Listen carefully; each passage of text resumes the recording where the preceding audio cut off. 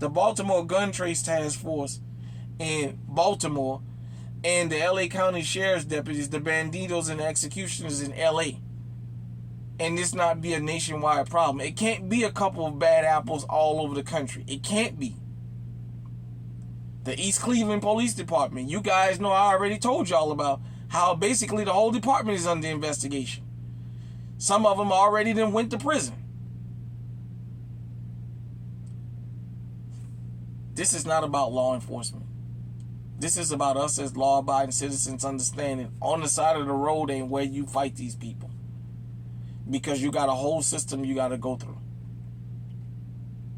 Take your ticket. Hell, they bold enough to violate your rights on camera. You don't got to argue and fight with them. You fight it out in court. The worst that can happen is you lose the case. The best that can happen is you get them sent to jail and you get money. But on the side of the road, you got kids, you got loved ones at home. Ask yourself, this guy who done walked up to you with a gun pointed up at you, and his partner, female sometimes, is standing on the other side of the car with her gun drawn out on you. Ask yourself, is it worth not making it home to your family to prove a point? As much as I know the rights that we have, I'm just telling you, be strategic. We can't fight every time we feel like we want to fight.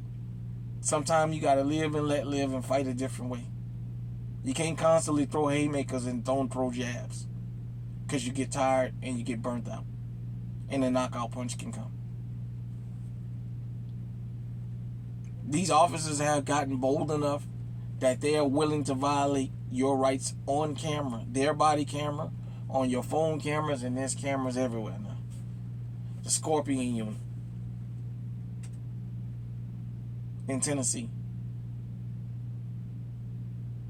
These encounters with law enforcement is getting more and more deadly. Ask yourself when you get stopped, is it worth fighting with them on the side of the road? Because it's not. Believe me, I understand the emotionalism, but I'm trying to give you a guide to get home to your loved ones. Fight them bastards in court. Lastly, stop this foolishness about it's only a few bad apples. Because I couldn't keep... If I decided I wanted to make this channel of just showing police stories, I'd be here for the next 30, 40 years showing you stories.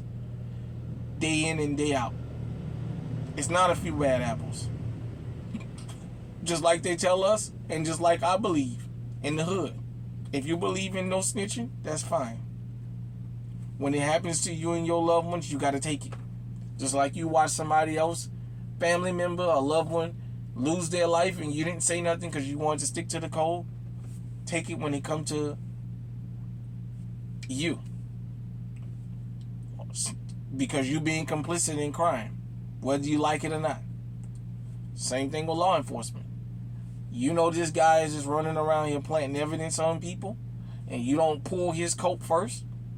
And if you got to, bust him in his fucking head when you catch him in the middle of committing a crime. Well, then don't be mad when people have a negative thought about y'all. And people say y'all all no good. Because as y'all tell us, we know the criminals and we need to help. Y'all know the criminals, y'all need to help. Because one day it can be your child. And I'm talking to the officers. One day it can be your child out there getting his head or her head split open by an officer for no reason.